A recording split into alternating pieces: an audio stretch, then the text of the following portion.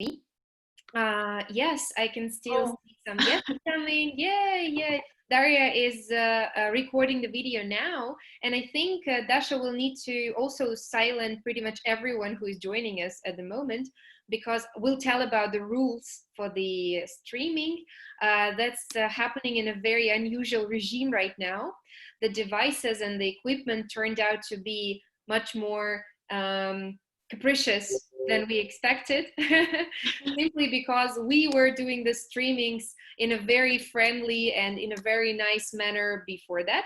And it was just working nicely by 2 taps of the button, and that was all good. But now it didn't. So what I suggest that you do, Dina, because we also want your guests to know how to get access to the whole process, you can either make a little post on your Facebook page right now and tell, hey friends, here is the link, join us. That's fine, okay. really. Or you can send them to personal messages, and we can certainly wait for 2, 3, 5 minutes, as long as you need, because I took like 40 minutes or something to settle this issue, so you certainly have more time. That's fine. I will send personally, I guess. Just let me see who will be interested. Okay. While you are doing that, I will probably let know all of those who are watching us and those who will be watching us later about the little rules and how it's all organized here. So we are having just a friendly chatting, a conversation, a discussion, not really a, I don't know, very devoted, serious interview or something like that. We simply do a very friendly conversation with friends who are eager to discuss the brave new world that is appearing at the moment, emerging right now, the new activities, new insights that are possible to, let's say, note at the moment. We're doing that in English for 2 reasons. First and foremost, because we have our international friends who are also interested in the developments here in Russia and above. So I would say there are many different things happening, and it's all good if we are having the same common language to discuss those things. And the second is, we also know a lot of our colleagues and friends and clients would really enjoy listening to good English conversation. So why not offering them this beautiful opportunity, right? So today I have my very good friend, my colleague, my partner, Dina, as my, I don't know, I wouldn't even call it interviewee, but I would maybe say just my, let's say, what would that be? Interlocutor, yeah. As my interlocutor for today's dialogue. And since she is a lawyer, I thought of, why not starting a discussion about justice and all this, you know, strange things happening around. How do they look from the legal perspective? But because we start... Very bad. Just spoiler alert, it is all very bad. Well, I would probably support your opinion here, even though I'm not a lawyer, but I would agree here. I would just say that we usually start with Dina, we usually start with some universal justice and prosperity and end up talking about broccoli. So we never know where it gets. That is why I would just love to introduce you, welcome you, silent myself down, and ask probably you to just say a few words about what is your main business, what is your main occupation, so that people who are watching us, who would probably love to ask questions, they would know how to address you and from what perspective you are speaking. Okay? Yeah, sure. So my name is Dina Kravchenko. I work as a lawyer for, oh my gosh, more than 6 years now. I'm an alumni of the Moscow State University, and currently my area of expertise is corporate law and regulatory issues, which include all kind of stuff, especially in Russia, starting from telecommunication, media, technologies, life science, fintech, so all sorts of things. And if we are talking about justice, as we have announced, I had a huge interest in all these human rights things.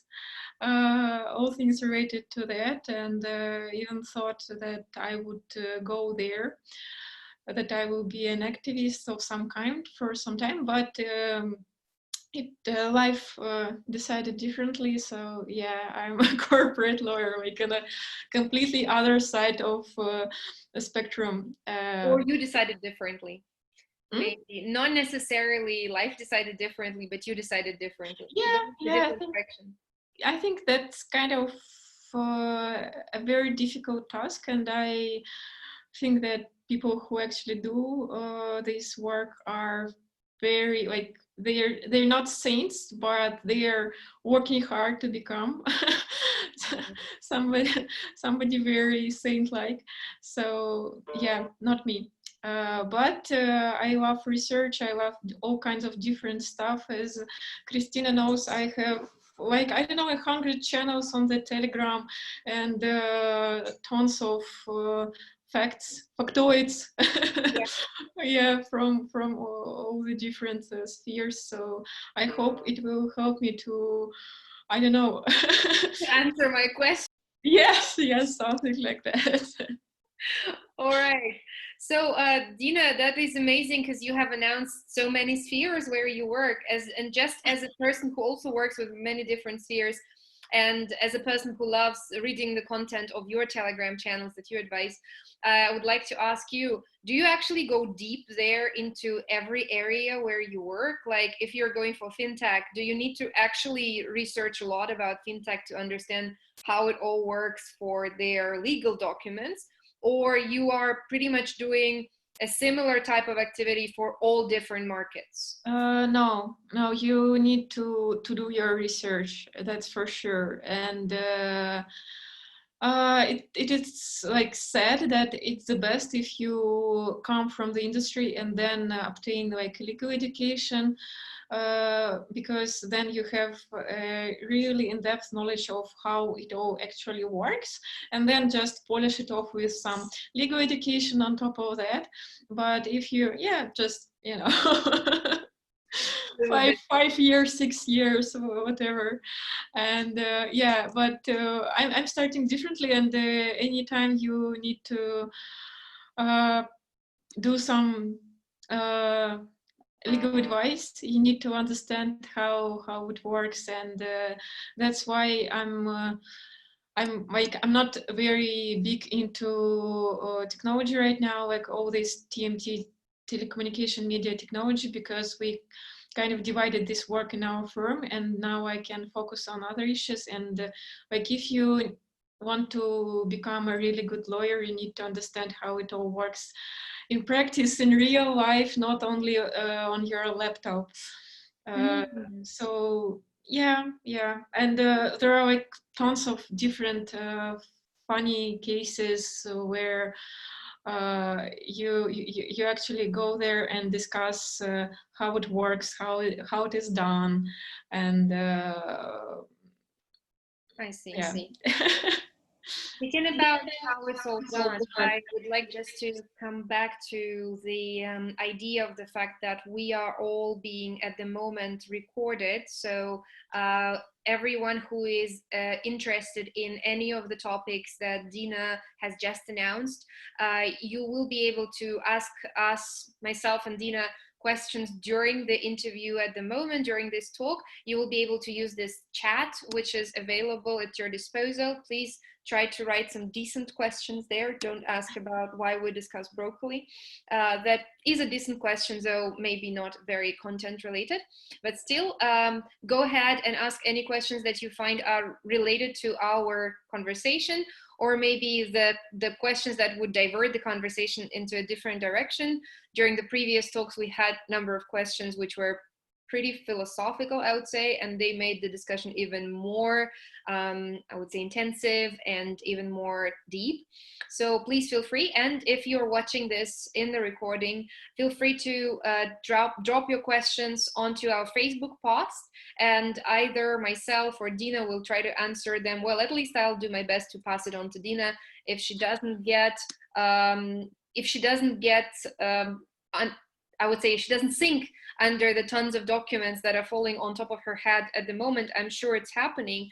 And my first question personally, as a friend, would be, how do you manage all of this during the situations when everyone, I'm sure, would have tons of claims like, oh, that's not fair that our counterpart doesn't provide us with the resources according to the contract, and the contract is still valid regardless of the crisis, and we need our money, or we need our resources, or we need our services. Are you guys in charge of all of this at the moment? Like, are you trying to settle all these issues? Not me. I don't know. I'm not sure whether I'm a lucky one or not so lucky, because it all works. So that's what we do, and it is what earns money, basically. But given that I work at the consultant firm, we have different practice.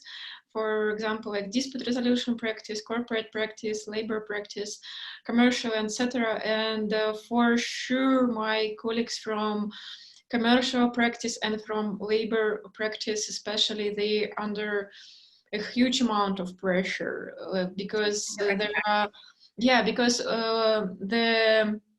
from the legal point of view, what is being done now legally, like all these new acts and regulations being adopted in a quite haste, they are not perfect. Like our legal environment is not perfect even in the best of times. And now when they need to me, when's been the best of times? Oh, sorry. Go ahead. It was the best of times. It was the worst of times. I don't know. Like that's a different question. Yeah. So and when they need to work under the pressure, it doesn't make a good impact on the final quality of what is being done, and it is quite hard to interpret all these and to make some predictions about what is about to come and how they will be interpreted by state officials. And the situation is changing rather rapidly, because, for example, we did an advice on, there was a company who did a test driving of cars, and they did it. Cars or autonomous cars? No, just the usual ones. Okay, that's not very interesting. You have any other examples?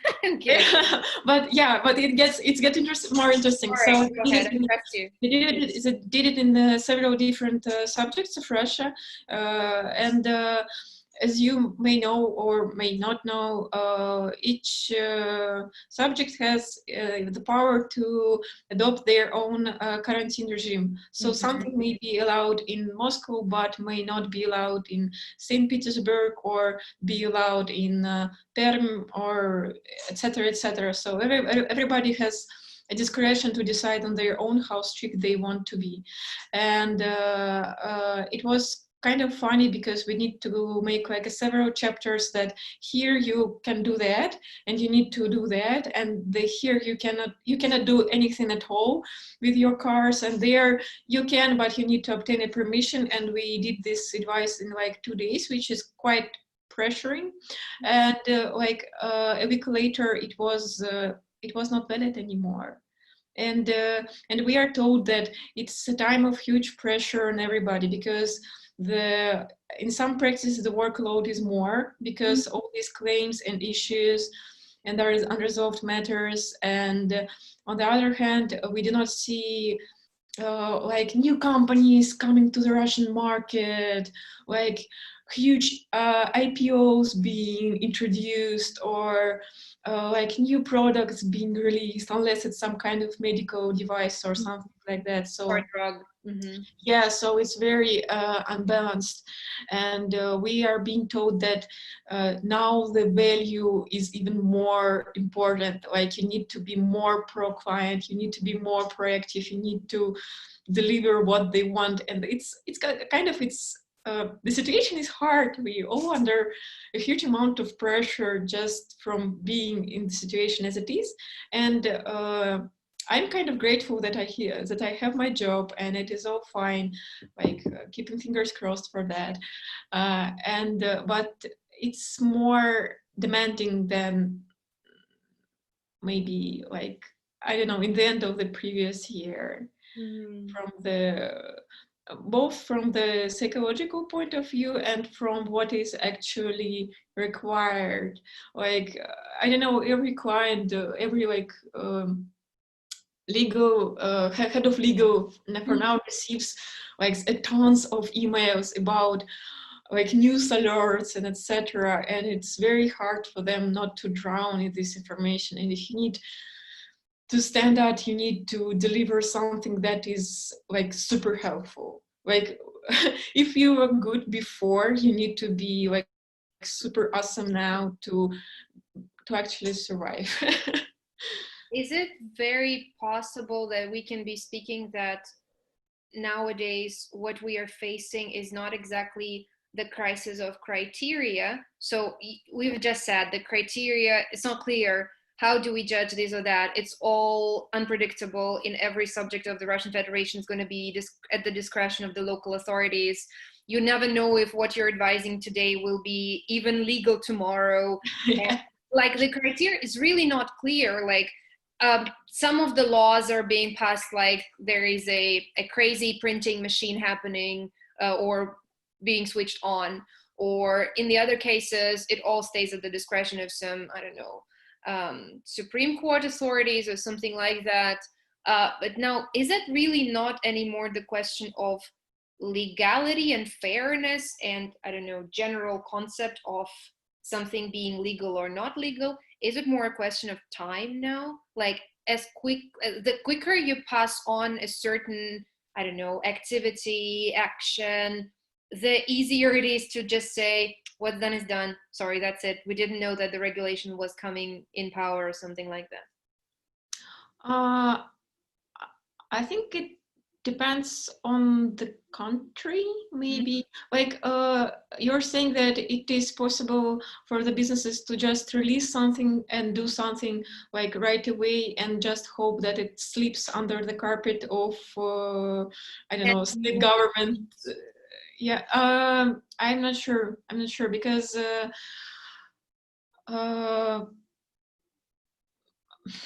it's kind of it's hard to say because it all can chase you after all that. And if you're talking about some kind of law enforcement actions, we should talk about the fact that the administrative fine, if it is imposed on somebody, it is money for the budget. And in time of crisis, everybody is thinking about money in some way. And if you're doing something that you're not allowed to do, like if you're at least explicitly prohibited from doing, I would not recommend to go with that because they still want to, like, they may not have the force to do that, or they may not have the unified approach, and you may indeed like be perfectly well and do your business as you wanted to do, but in some contradiction with law, because there are so many issues now for the government as well that they may oversee it indeed, but it's kind of, it's not a reliable way. It's like you're risking with this. It's more like casino approach. You can try that, and it's your luck whether you will be okay or not. I know about the case that during like this, I don't know, like the third week of these whole restrictions in Moscow, or maybe it was right after the whole all these measures were introduced for real, when they closed down the trade centers and etc. They internally they closed like beauty salons as well, and like within the same week there was some kind of commentary or clarifications that they're still allowed to work if they have a medical license. And if they have this 1.5 distance between a client and a provider. Not even that, but that as well. But they need to have, if the beauty place also have a medical license, because some of them do. Yeah. Because they do some kind of beauty injections, procedures, whatever. Yeah. Mm-hmm. Yeah, and if they have medical license, they can be qualified as, you know, semi-medical organization. And quasi-medical. Yeah, something like that. Medical, yeah. Yeah, and continue to work. And I was excited because I was like, okay, there are many of them, and probably I will survive with, you know, some kind of phase still on. And right after that, I know that some of my friends called like several places, and they were like, yeah, maybe, but no, like call later. And I know for sure that somebody has opened, believing in this clarification, and right after the opening they will find, like, and the fine was huge, because all these kind of like the clarification were not official, or they were not even published, or etc., because nobody, we have like a lot of clients who see something on the news, like, oh, we saw that in Russia it was allowed to do so, like, not with respect to the coronavirus, just like before. And they think that if you see something on the news, or like it was suggested, or it was a draft, for sure it is already in force, and it doesn't work like that. And if something is published on the official website, it's not always a law, or it's not always have a legal force, or it's only a recommendation. So I think with all these like complications, I'm doing very like a promo for all legal works. Like, do nothing without consulting your lawyer, but that's a professional deformation. Yeah. Something like that. I actually thought when you excuse me, Dina, but in this very case, was it not a law? It was just a speculation, or what was it? Yeah. Yes, it was not a law. Yes, it was like some kind of rumor or something like that. It was not. And about this 1.5 meters, was that a regulation? Not with respect to the beauty places, but there is still like some provisions. If your enterprise is allowed to work, you still need to implement tons of measures to prevent the spread of the disease within the organization. And I do not remember all of them, but they include like sanitizers at your work, measuring the temperature, etc., etc. Ventilation, whatever. Yeah, and now there is like new acts from Sebanin, and one of them is quite controversial, because it asks the employers to ensure that at least 10% of the employees is checked for coronavirus, and it's so debatable, because it basically raises two questions. First of them is that the test is still a medical procedure, and basically somebody is being forced to undergo a medical procedure without their permission. But there is like a counter argument, because for some types of work you did undergo a medical procedure regardless of the COVID. If you want to go and work at the food pharmacy, at pharmacy, or even, I don't know, at McDonald's or Starbucks or any food connected enterprise, yes, you still need to go and have your medical check that you're healthy. And that's basically is similar. Like, it's stricter, but it's similar. But there are other question of costs, because that's a very public measure. It is required to ensure the health of public, and if it is done on the as a requirement, why employees are obliged to pay for that, because it's a big money. It's not that cheap yet. Especially for the enterprises that suffer huge losses. Yes. And how to pay and invest a lot, even for the chance of opening the door. Yeah. And like a lot of them are quite small, and like it's hard to conduct business as it is in Russia. And yeah, you know about that, right? Hold on, I have got like 3 questions at the moment. Yeah. As it always happens with me talking to you, I always want to really jump at you as a puma and tear you all apart, asking you all sorts of different questions. But the question number 1, which is buzzing in my head like a bumblebee, really, like, listen, how come you know all of these regulations about the beauty places? Like, you are not doing the beauty contracts. You never mentioned that in the first part of our discussion. You never mentioned that at all during our friendship and stuff. How come you know such details? Were you interested because you suffered so much without a haircut? Or no, not yet. Like, not yet. I do. Like, I can't stand it. Like, it's so long. Seriously. No, really. How come you know this in such details? It was kind of interesting, like, you know, when it all starts, and I have my beautician. I don't know. It's not my beautician. We are not. You call it a beauty therapist. Beauty therapist, and like I have her. So sweet. I'm sorry. It's just so sweet. Mm-hmm. And I have her WhatsApp. We speak on WhatsApp, and we kind of discussed all these issues. She's a very optimistic person, but at least it's like a kind of insight into the industry. And when it all starts, it like you live your life before all this, and you never think about some kind of issues that may arise when you do not have access to something. Mm-hmm. Like I don't know, it's all kind of weird stuff.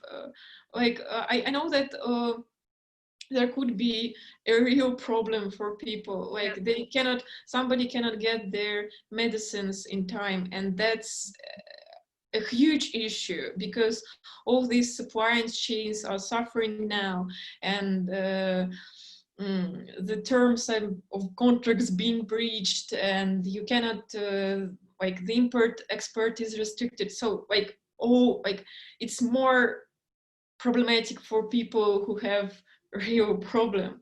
But like I'm thankful that I do not have these issues. But for example, I don't know, I cannot do my nails. Really, that's like, and when you're used to that and you see that, okay, that's not going to work the way it did before, and all these things, they kind of pile up on top of each other, and that's how you get more interested, and that's how you start. Yeah, because I Googled. I like to Google. I think that Google is like one of the greatest inventions of all time, and the greatest threats as well, right? Yeah. We'll not go into that. We'll take. Yeah, just another question. I can't control myself, and I need to ask that. I can't help asking. The question is, you're saying you have a lot of work to do simply because there are like new things popping up every single moment, very tight deadlines. Everyone needs to be very client oriented. Know this at my own experience. Everyone is very pressed for time. So you must be obviously working like quite a lot, not just, I don't know, 2-3 hours a day, casually drinking your red wine. I don't know what I wish I would. Sorry? I wish I would work like that. Not really. It's like if hold on a second. That's not the end of the question. Yeah. And then you're saying And then you're saying I like Googling. And then you're saying I keep checking all of my Telegram channels, which are like endless. And then like, how much time do you spend per day in front of a screen? Doesn't matter what kind of screen.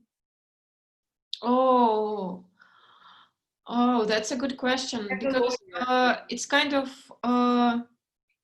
I have this restriction on my iPhone, which restricts my access to social media. Wow. Yeah, and now I use social media less. It's not really explainable for me, because it seems like I should use it more, because I stay at home, or I don't know how it works, but I use it like way less than I used to. But at the same time, I don't know, we work for 8 or more hours, usually more than 8, because that's the way my work is structured. And after that, it's I don't know, it's not possible to like walk around for a lot of time. Like we do not have this option anymore. You don't have your dog at your disposal at the moment. Yes, not now. And like all other options are quite limited. We do not have all these cultural events to go to, and yeah, but you know that total off. It means the total off. I don't know. Like most of my time, which I spend awake, but I do not know like which. Like I do not sleep much.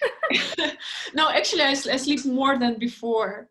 Cool, lucky you. Yeah, I think I'm kind of lucky person, because I know that some of my friends are suffering from insomnia right now, and it is understandable, because there is a lot of anxiety and just nerves and work and depression and etc. But like I sleep more than ever, like healthy 8 hours. That's so weird.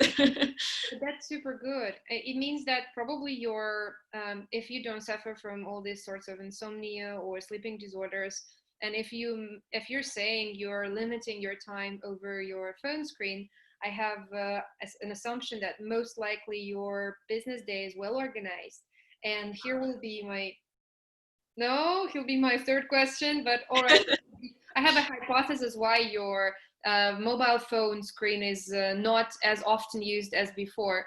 Simply maybe because earlier you spent a lot of time at work, and de facto you were not allowed to, well, let's say you were mostly using your business laptop for all sorts of things, and you were able to do any needed research, including the research over the beauty salons restrictions over your business monitor. But we're not allowed to do that. No. Oh, here comes the interesting fact about lawyers' activity. So why? You're like strictly prohibited to use any sorts of websites apart from professional and Google? That's, yeah, basically yes. When we are accepted to work, you basically sign for your computer and your phone, and you say that you promise that you will use all this equipment entrusted to you by the firm only for work-related purposes.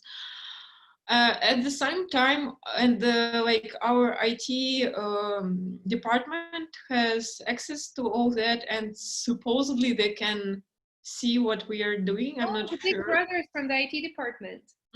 The big brothers from the IT department. Yeah, I'm not sure like they can do that like without us seeing that, but probably they can. I believe that they can do anything they want. I'm not very pro with IT things, so basically these people are magicians.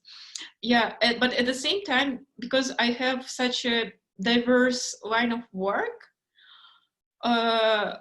my searches in Google can be like super weird, like weirder than I would have searched for myself. Like I I would never thought of like searching for some stuff even if it wasn't for work. I'm trying to like respect my clients' privacy. We're not pushing you to go beyond the borders. I don't know. You know that basically we have like hunting birds. Hunting birds. Hunting birds. That's for sure. Yes. And for some work I needed to like research. Oh my God, there was some type of alligator, and some of them are allowed to be imported, and some of them are not allowed. Oh my God, imported alligator, and imported alligator. Like there was a like basically you can make a purse from one type of alligator and import this purse, and you cannot make the same purse from other type of alligator. And that was closely connected to my line of work. And we had a case related to cow breeding. Yeah, and lots of different interesting stuff with GMO, and I don't know, like I love checking advertising for compliance, because some of them are like so weird, and you like you look for a very weird issues and you will get very weird questions, because we all the time we got multiple requests from different mostly fashion related companies regarding the compliance with anti-gay propaganda laws. And you like look at the video, and you watch the video and you think like, that's not a propaganda for me. Like that's totally fine with me, but I have my own opinion, and you like I don't know, maybe I after you see like a lot of TV series, or I don't know, after you see Almodovar's movies, it's very hard to assess what's gay propaganda, what's just art, for example. And then I usually went and asked my colleagues, I showed them the video, and it's like whether it's propaganda or not. And usually you can rely on, I hope I'm not being like very mean, old-fashioned, but you can rely on guys to say you whether it's gay propaganda or not, because they are more conservative in this regard. Yes. Okay, I see. And yeah, it's like that, and after that it's like three months later, and your colleagues are still reminding you about this advertisement, which they had to see. It's amazing. It's amazing because, you know, I would just maybe would ask my colleague when she's doing the final polishing of the video, I'd ask her to crop the part which said, it all stays at the discretion of the subjects of the Russian Federation and local authorities. And I would copy paste that into the part after your question, who decides on what is gay propaganda, what is gay propaganda and what is not? That would be just like amazing, you know, would be super close to reality. Don't do that. No, I won't. I respect you as a friend, as a client, and no, definitely not. It's not in the sense of dirty journalism. Just sounded so funny because it was ringing the bell, you know. It's interesting because I recall my situation when I was doing interpretation for a religious congress, which was exactly not the religious congress, but it was the let me call it correctly, anti-religion defamation, anti-cult congress, anti-sect and anti-cult congress, which was supposed to establish proper, it sounds even weird, I'm sorry. Oh my goodness, God's punishing me for that. I'm sorry. I'm very sorry about that. It was supposed to really establish the correct religions, like proper religions, and to show and demonstrate that sects and cults are not to be the part of the public discourse in Russia and across the globe. So we should all fight against them because they're so bad and stuff. And keeping outside of this the fact that the guys at the Congress called even psychological constellations to be a sect or some sort of illegal activity. Yeah. Okay. Well, anyways, I was searching when I was preparing for that. I saw the list of reporters and the list of speakers during this Congress, and I realized that there were all anywhere from really very radical kind of terrorism related groups up to somehow, to my understanding, things which are not just unrelated to religion, but they're like absolutely normal and completely up to personal choice, like whether you are doing sexual orgies with somebody or not, if it's at mutual consent, of course. So I was searching everything, starting from massive terrorism to sexual orgies to drug dissemination to proper like pornography with children. It was all on my Google search in both languages. And I wonder if some security service was at that time checking my Google search, like, what do you call it? Google search memory, they would see such an amazing composition of like beautiful things all happening at the same time. So they would probably think of me either as very radical fanatic, or to be a completely, I don't know, completely incorporated into different sexual practice, a person completely incorporated into very different and very unusual sexual practice. So, but how your like context advertising behaved after that? Oh my God, don't remind me about that, please. Like, this was so, that was painful, really. So you don't want to know about that. Let's move on back to you and your stories.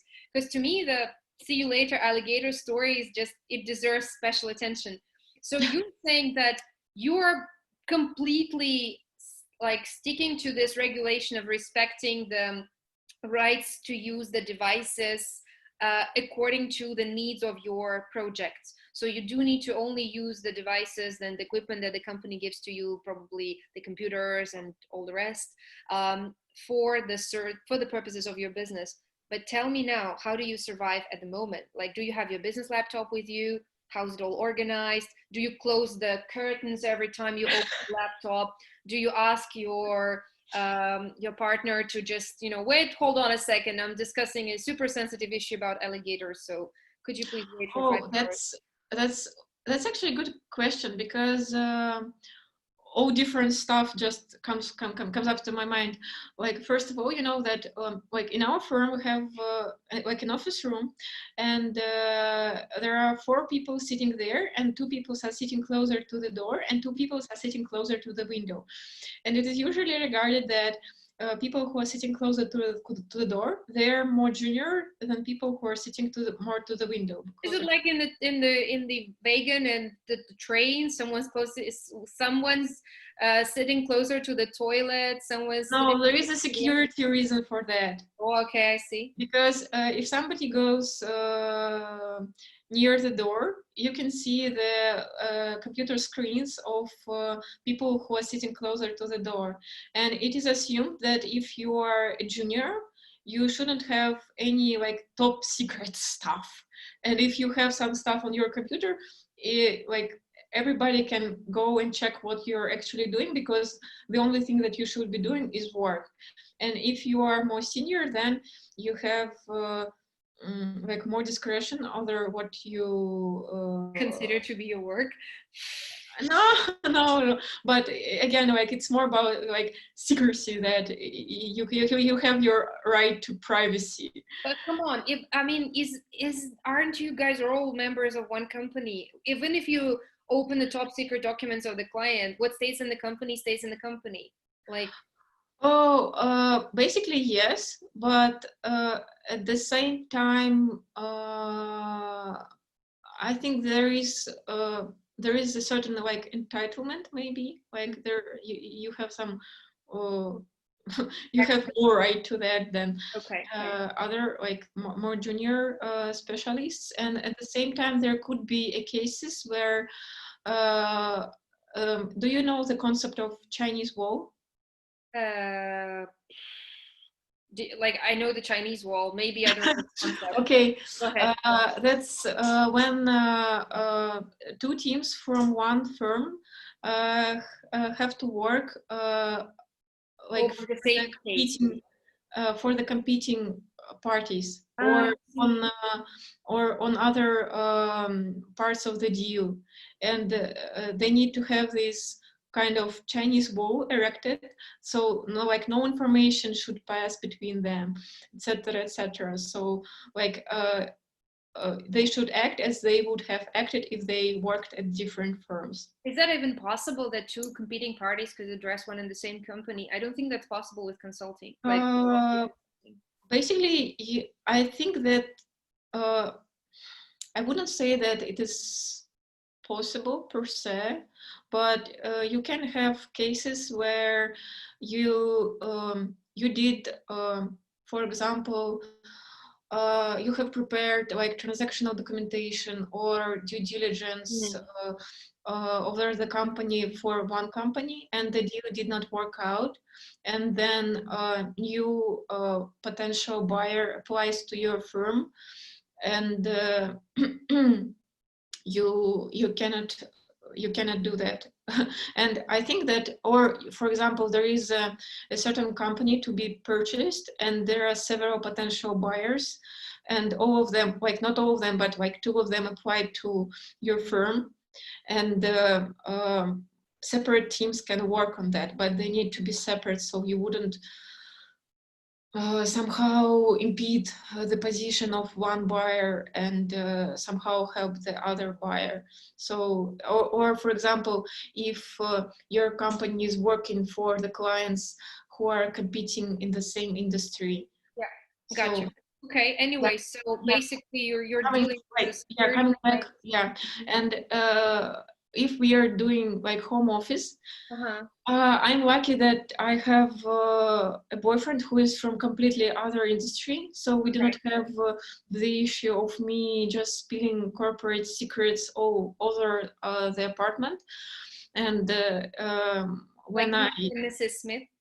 Yeah, but they were from the same field. It's not quite like that.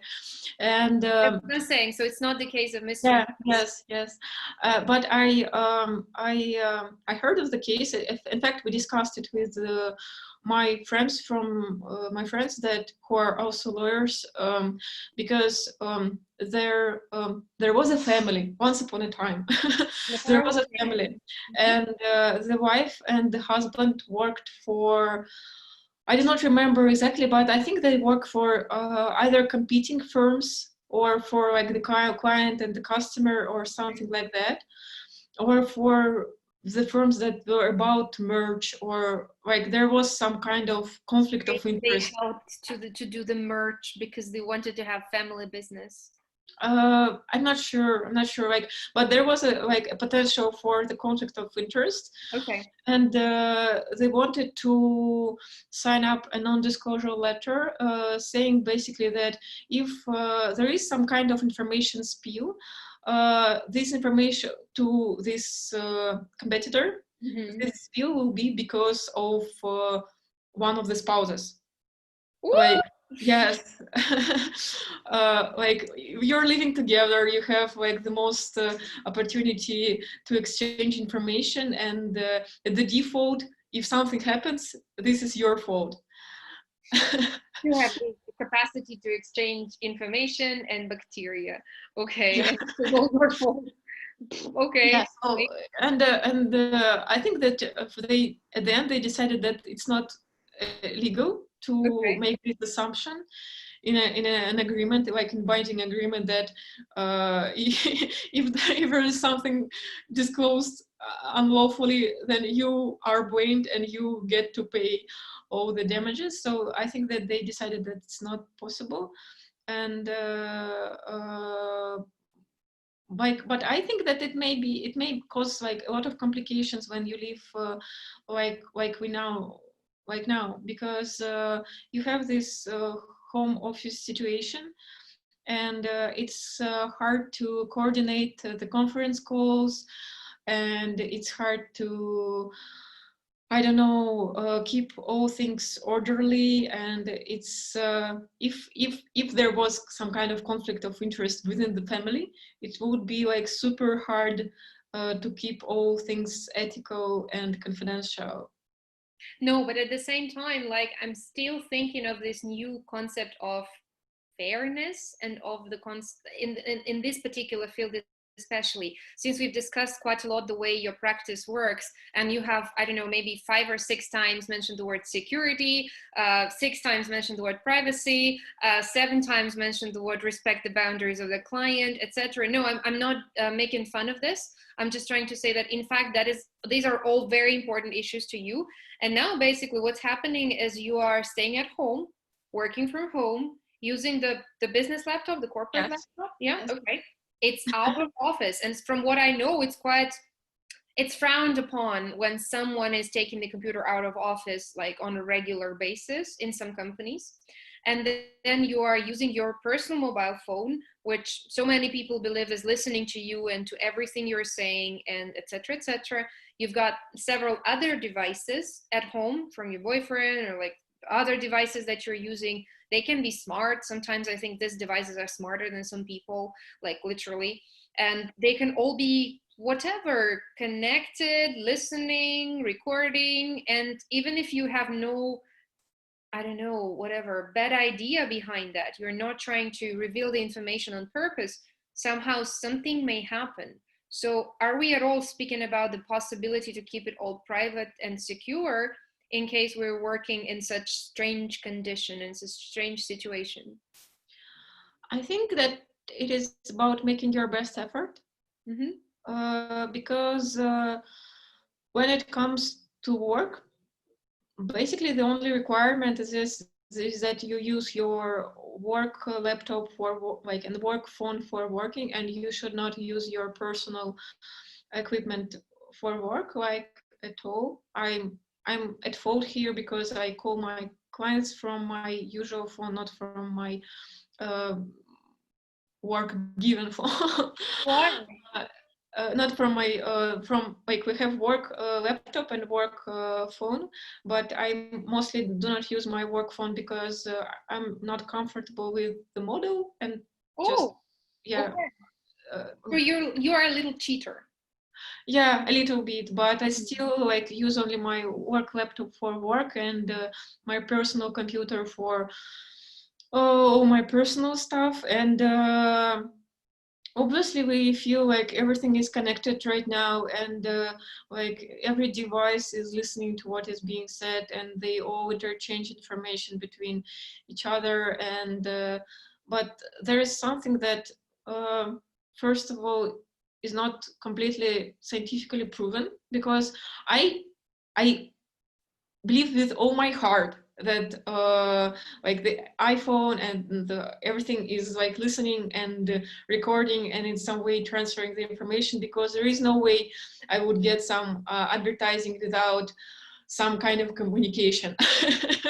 And I know that all this has been multiple times disapproved by the companies that released the equipment, the phones, that they say that they never use it for that, they did not have these functions, that they, etc., that it's not possible to do. But I believe they're not very honest with us. But at the same time, it's kind of it's not okay. It's possible to restrict even that.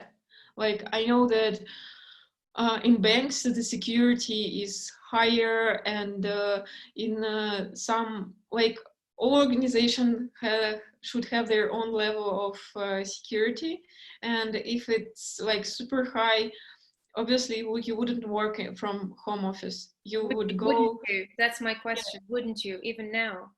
I think no. Okay. I think some top secrecy stuff is still being done. Is that fair to risk their health for that? It depends, because you know that there are certain enterprises that are still allowed to work, and there some of them are for public benefit, like medical organizations, certain state bodies, etc., like food stores. And there are certain organizations that should continue to work as they did, because they cannot work otherwise. For example, some plants, like usual, like industrial plants, you cannot just stop the production, because you start the production and then you work till, I don't know, the plant is in ruins or something like that. Yeah. You cannot stop the production. And yes, the people who work there, they risk their lives probably more than people who are staying at home. Yeah. But without this work being done, the whole plant will close. Does it worth it? I don't know, I'm just asking those questions because when you're speaking now about the public good, such as, I don't know, production of the basic things, and not only the basic things, but the really important things, not just for bare survival, but proper survival for the life itself. We're speaking about the hospitals and the medical care facilities, of course, but when you were speaking before about the non-legal practices where closed information, which is usually specifically financial information, is worth maybe risking something, that's a certainly different question. For instance, banks you were mentioning, investment companies, those are the ones that would kill for privacy. They would kill for security. So that was just my pondering. It's not that I'm saying it's not important or it is very important. I'm asking for your opinion about that. I think that's the duty of the employer and the government to ensure that all interests are observed, because I'm thinking that even some banks are working from home now because it's like more important than security measures that they had before the coronavirus. But at the same time, like I can take my computer from work and work from any place, and that's okay. We have a whole setup of security measures on computers that should ensure that nobody can crack it. And we have like seminars on that, workshops, and etc. But at the same time, I know that somebody, like I had a friend who is from IT, from a bank, and he was not allowed to do his work from anywhere outside the department itself, because it was considered unsafe. Yeah, but yeah, still, I actually, it's kind of interesting to ask him how he works now and whether he's allowed now, because the balance has shifted. And don't forget asking your sister how she's managing the two kids at the same time, being closed behind the doors at the moment with them. She has a strong hand and the iron rule. Okay, I hope the kids are okay. No, everything is fine. We wanted to move them to my grandmother and my father, who is living. Like their boxes, move there. Chip, contact was delivered. Two kids arrived. But I think it may be like a little bit easier for them, because they at least have they have a dog, and they have an option of walking out with this dog. And I think that I got all the memes about about walking the dog and how often you can do that during this whole epidemic situation. How the dogs can be tired of that. Yeah, something like that. Their dog would be for sure tired. It's super fat, so it would be beneficial, but the dog won't be happy about that. The dog would get probably, I don't know, less fat, as we call it, less horizontally challenged.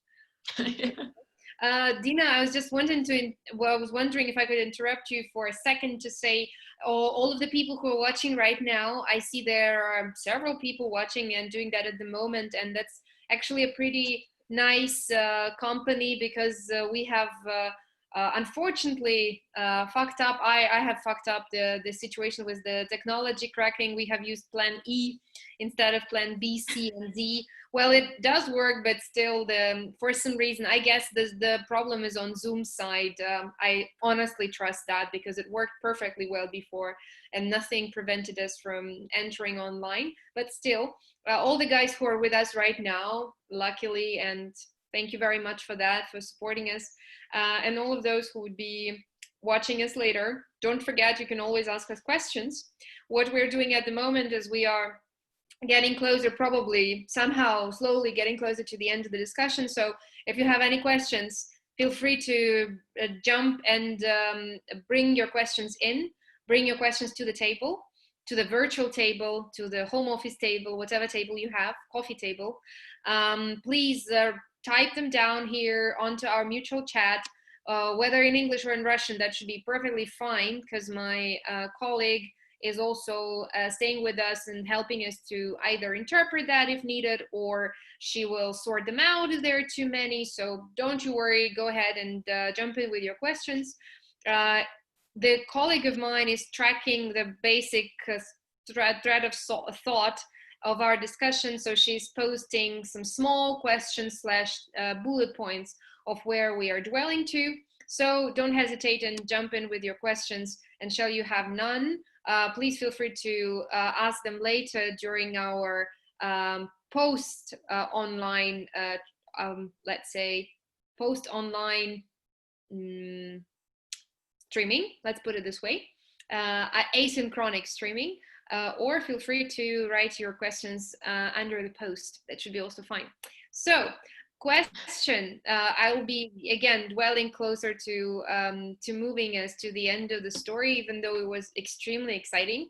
I know I can keep asking you questions forever, but still, like you're saying, you are now working at home office, and that's probably the second time or the third time I'm hearing this phrase during the pandemic from a friend of mine or a colleague of mine. I've seen that multiple times in different adverts, maybe from different big data based adverts that Mark Zuckerberg is offering to us, in different kinds of videos and materials, but nobody's really saying home office. Most people say I work from home.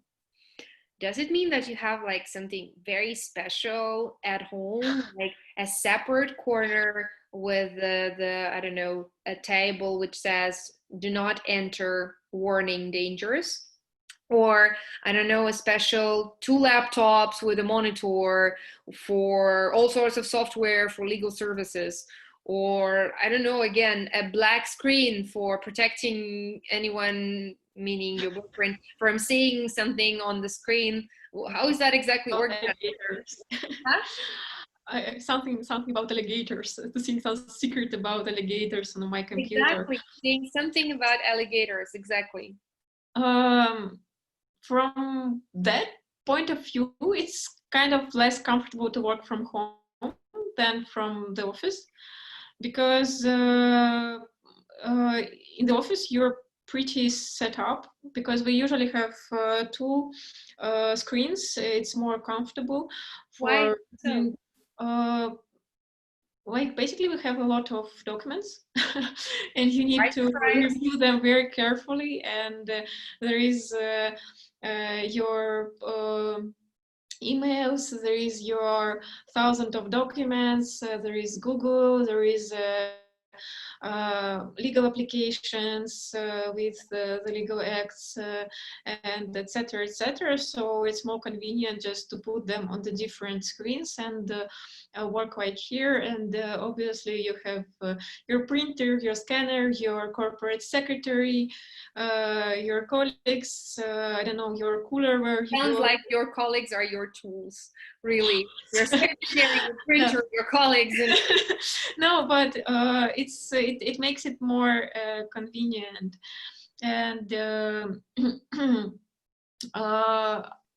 I do not have a proper workplace. We're in the process of setting it up, and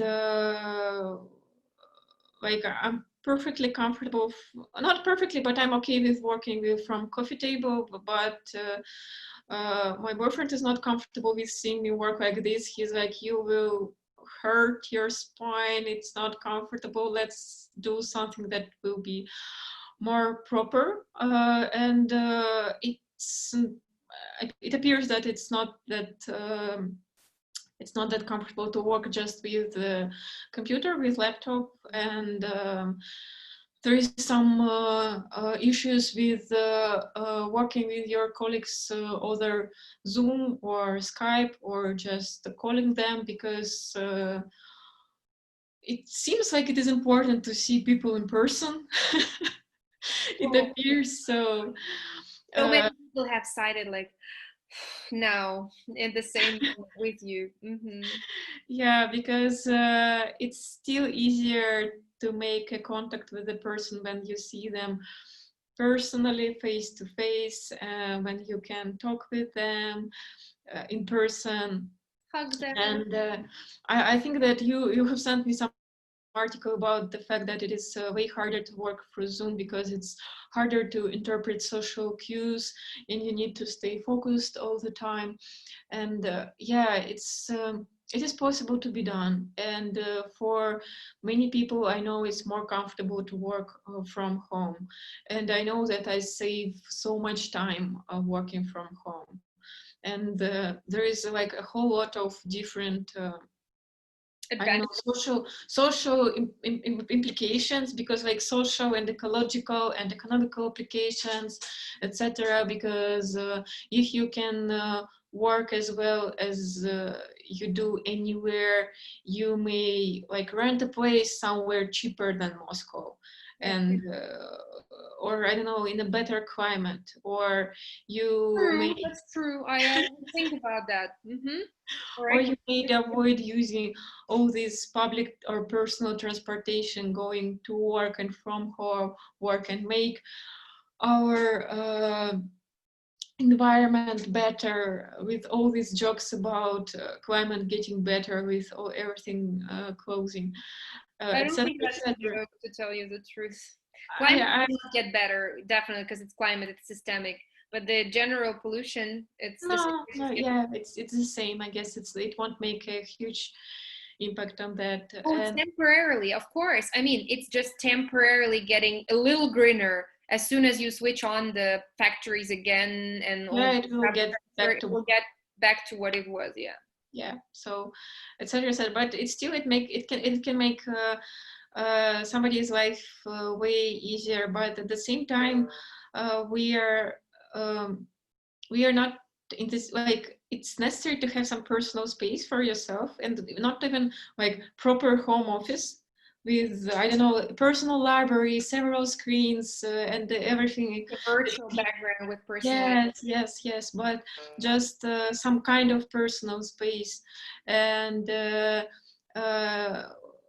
we have a lot of, like, most of the people in Russia live in not so big apartments, and they have families, and I don't know, I think it's hard when you have all this work and several children, and some people use work as an escape from family life, and I believe it can be fine with, like, generally it is fine, because there are different sides to everybody's life, and when you're all squeezed into one apartment and there is a psychological pressure on you, and there is I don't know, a threat of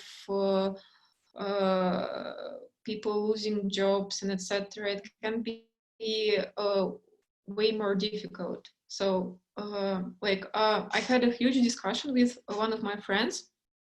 We were discussing, in fact, the distance, the work from the distance, and whether it can be implemented, and how fast the Russian companies will be eager to implement it, like whether they even want to do that, and whether it can be done, and whether there is initiative to do that.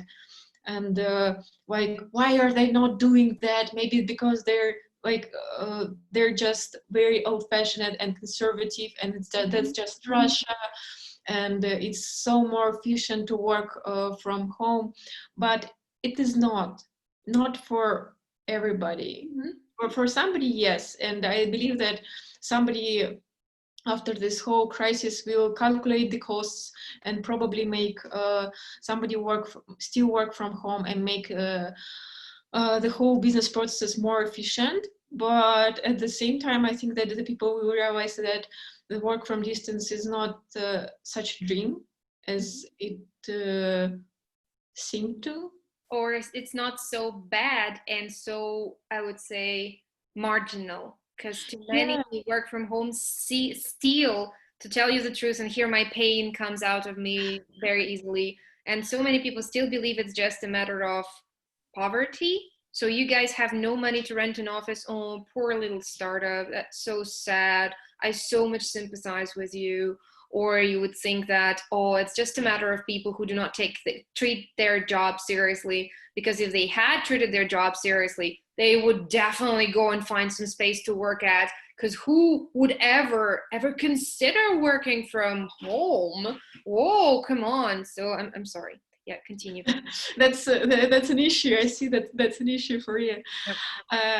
Yeah, but like for some reasons somebody needs an office. That's a lot of times when you actually need an office space. But it's kind of funny because I was like last autumn I was wondering whether it is possible for me to work from a distance, like to go somewhere, and I wanted to ask my senior at work whether there is a possibility for me to do that, at least for, I don't know, a couple of weeks or a month.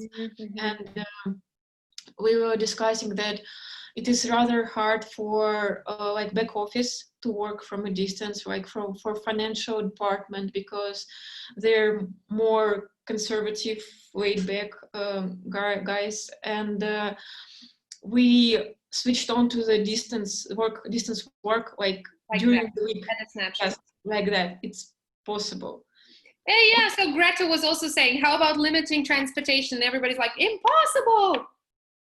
Yeah. COVID-19, look at that. Sorry. But you know, like there are a lot of people who have so many issues with all these limitations. Like initially, I think that when we were discussing with you the whole justice matter, it was the matter of balance between human rights being breached and public health being protected. And I think the balance is hard to find. It will be different for everybody. Now I have another, probably one of our last questions, because I think we'll need to round it up quite soon. I still wonder if, speaking about the people who have these limitations of working from home and opening a proper home office, especially for people who are not prepared to this, and especially for the people whose job was not easily convertible into online distant work, distant job. I'm still thinking of this family. There was the publication in the Russian media called So It Is. Maybe you know, it's the Russian version for Такие дела. Or I'm not quite sure if I'm correct about their English version, but I think it is so. And they were making a publication about a Moscow family that has 11 children. And they are now, as everyone, doing the social distancing. So they are on quarantine, staying at home all the time. A mom, a dad, and they are 11 children, 13 people altogether, children of different age. But both of the parents work. So they work online. And especially for mom, it was a big challenge because she's a teacher. And, you know, will not touch the distant learning issues, but sorry, it still is an issue, not just for the teachers, but for students too. So bringing back to my question, I'm wondering if you think that's fair and just from the employer side to ask for everyone's involvement in the equal manner, regardless of the conditions that people have back at home. So for instance, a person who has pretty severe limitations, such as little space available, very many people, too many people at the same place, animals who were totally okay when you came to relax, but now they keep barking and mewing and doing all sorts of other sounds, whatever these animals are, not asking you whether you want to hear them or not right during your Zoom. So all of these things, is that even fair at all to be demanding, like, Vasily Petrovich, why are you not completely into our discussion at the moment, whilst everyone else apart from Vasily Petrovich has a totally different family situation or totally different living conditions? So what do you think about that? Is it even possible to speak about justice in this case? Hard to say. I know that some companies, they make allowances for certain employees because they simply cannot work from home, and from the distance, yes, and they still. No, for instance, such as why they can't work from home. I don't know. I know a friend of mine who is also a lawyer, and I didn't ask why. He just told me that he simply cannot work from home. Like, he cannot concentrate. I didn't ask for whether it's like some kind of personal issues, or it was not my place to ask. And he just cannot work from home. And he asked his employer, and the employer was kind enough to arrange a personal permit, and this guy goes to work as usual, because the office space is not completely closed. There is still some, I guess, security guys left, and they let him in, let him out, and that's it. And I'm not quite sure, because I'm not the specialist in this sphere of law, but there is one of the issues with the distance work is that the employer is still in some way responsible for the working condition of the employee. Mm-hmm. How is that even possible if you have 3 dogs and 11? Yeah, so I'm not sure how it works, so I do not want to mislead you. But at least if you are like mandatorily transferring the person, and the person cannot work from home because there is some huge issue with that, it should be like settled between them, because if I understand when there is some cases when the employer cannot work at all, like the organization itself is not allowed to continue working as it was, and the only option is like distance, work from a distance. And if the employee cannot do the same work from home because there are no options for him, like it's not humanly possible to do it. I think that's the matter. Like, I understand there is a power imbalance between the company and the employee, and it's like it's inherent issue that the employer always has an upper hand in this situation. I mean, look, I would always think that this is something as an issue of tolerance between the people who find something tolerable or not. For instance, when we're speaking about normal business conditions, like what is normal? Okay, the old normal conditions, when there is some office somewhere in the city center, it doesn't matter if it's Russia or not. And there would always be some people who would say, hey, actually, let me work from home because I live some 2 hours away from the office. If I drive every day, it takes me 4 hours. I cannot be paid for this extra 4 hours that I spend to get to the office. So would you please allow me the more comfortable conditions for working and giving me some allowances for me to work from home, whilst the other person who has always been commuting for 2.5 hours one way would say like, what? Was it even possible to ask for that? I thought that's just a normal agreement between an employer and an employee. That's how we manage this. And it's like the same story. I'm sorry, I'll be super quick, was the story of a golden fish. In Barcelona, there was this guy who went outside to walk his golden fish in an aquarium because he said nobody should be deprived of the right to walk their animal. and he has a golden fish and he wants the golden fish to be walked out. So that's like the same story. I can be having a turtle and demand extra allowances on behalf of my employer, whilst the person with 3 dogs would just try to manage it. I don't know, will find the regime to work, would ask somebody to walk the dog while he or she's having a Zoom call. So it's like, would that be fair too, towards people who are having probably less complications in the eyes of an average person, but would just not demand for any extra, but would just demand more on behalf of the employee who is suffering? I believe there should be some kind of reasonable assumption. And it's not fair in itself, because the level of reasonable assumption, as you said, can be super different. And it will be super different for a person who, I don't know, works at some tiny startup, and for a person who works at, I don't know, huge investment firm. And but maybe that's okay, so that it would be different. In fact, I love the English law in this regard, and their like court decisions. I coming back from my legal roots because they have this criteria of a reason, and they apply it, I believe, very wisely. And in some cases, it's kind of funny, but at the same time, it's based on like a human reason.